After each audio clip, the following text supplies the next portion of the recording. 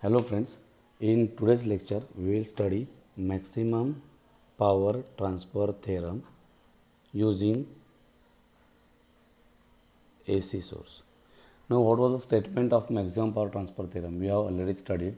Its theorem is maximum power is transferred from source to load when source resistance is equal to load resistance. This was the statement.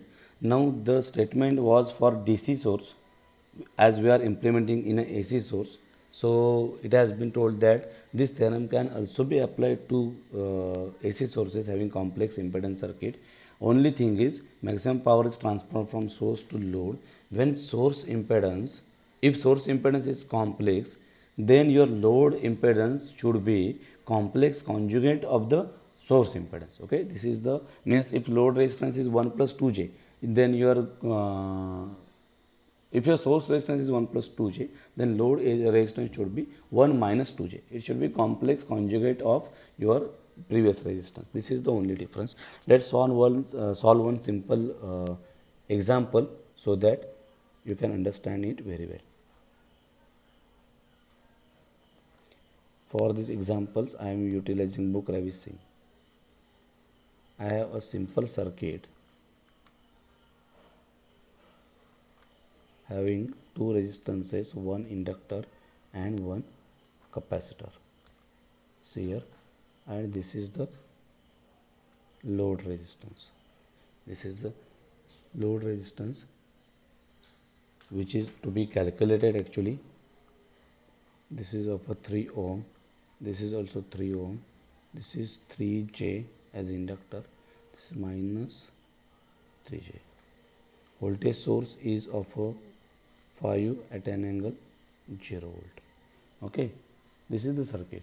Now for maximum power transfer theorem, your step 1 is to find out VTH, Thevenin's voltage, VTH.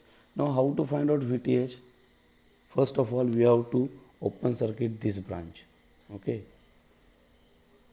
so let's open circuit.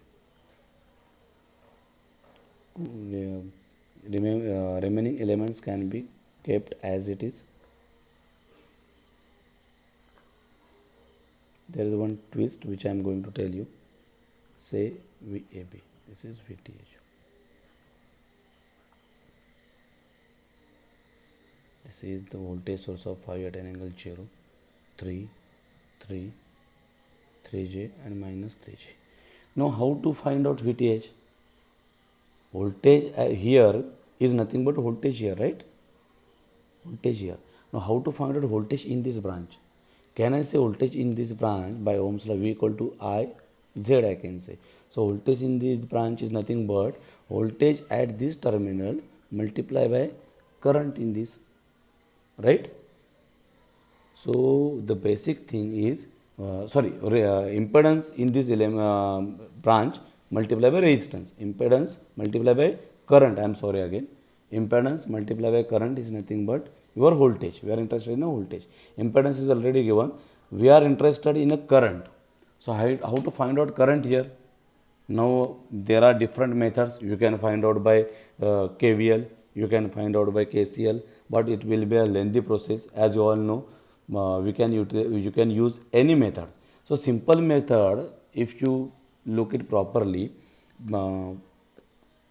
consider this circuit, because this circuit is open circuit here, so this is of a non-use simple circuit. Now how to find out current here? Can I use current division rule? Actually I can use, okay, but for that I wish to know this total current. If I know this total current, then current in this branch, which is nothing but current in this complete element, right? No, complete in this element. So current here is nothing but we can find out this current using current division rule, right? No, so current in this is nothing but opposite resistance divided by addition of these two multiplied by total resistance. So if we able to find out total resistance, then things will be easy. So how to find out total resistance? To find out this total resistance, we first need total impedance, right? No, then we can divide voltage by total impedance to get total resistance. So first find out Z equivalent, that is a total impedance. Z equivalent. Now what is Z equivalent? See, this combination, these two are in a series, that combination is in parallel with 3J, and then that whole combination is in series with this 3 ohm. So can I write like this? See, first I need to add these two and to multiply this with 3J. So it is 3J multiplied by 3 minus 3J, right? No, if this impedance I call it as a ZA and this is as a ZB, then its equivalent resistance is ZA multiplied by ZB divided by ZA plus ZB. This is what I am doing here. See here, ZA multiplied by ZB divided by ZA plus ZB means 3 plus 3J minus 3J. Now this complete combination is in series with this 3 ohm resistance. So I can say 3 plus this complete combination, right? So see here, if you solve, you will get 3 plus, here you will get 9, j square, it will become minus 1, 3, right? No, 3j is 9j square is minus 1, means plus 9, okay, plus 9 plus 9j, because this 3 into 3, 9 into j, divided by, this will get cancelled, so you will get only 3. So solve it, you will get 3 plus 3j, which is nothing but 6 plus 3j, which is nothing but 6 point in polar form 71 at an angle 26.57 degree ohm. Okay, we have got equivalent impedance. Now we can easily get the current, total current. So total current can be calculated as a voltage divided by equivalent impedance. Voltage we have 5 at an angle 0. Impedance we have just calculated 26.57. Put it in a calculator and you will get answer as, let me check. Yes, it is 0.75 at an angle minus 26.57 degree. Okay, so I have got this answer of a total current. Now I have got total current, I can find out the current by current division rule. So I can say by current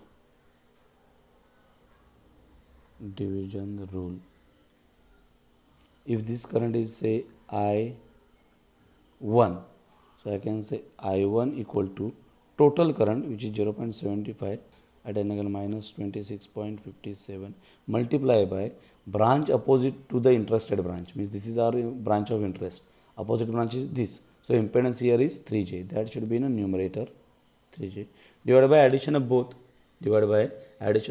which is nothing but 3 plus 3J minus 3J. Okay, so solve this, these two will get cancelled.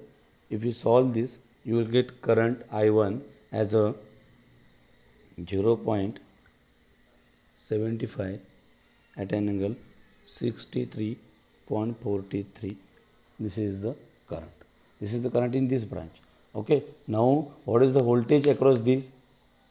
Current into impedance is the voltage, and this voltage is nothing but VTH. Okay. So let's find out.